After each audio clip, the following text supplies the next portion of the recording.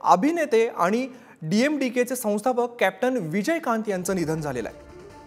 वयाच्या 71व्या वर्षी त्यांचं निधन झालेलं आहे। वयाच्या 71व्या वर्षी त्यांनी शेवटचा श्वास घेतलाय। कोरोना चाचणी पॉझिटिव्ह आल्यानंतर ते व्हेंटिलेटरवरती होते। राजकारणात येण्यापूर्वी त्यांनी 154 चित्रपटांमध्ये काम केलेलं आहे। मोठा चाहता वर्ग त्यांचा दाक्षिणात्य चित्रपट भूमीमध्ये बघायला मिळतो। 2005 साली त्यांनी DMDK पक्षाची स्थापना केली होती।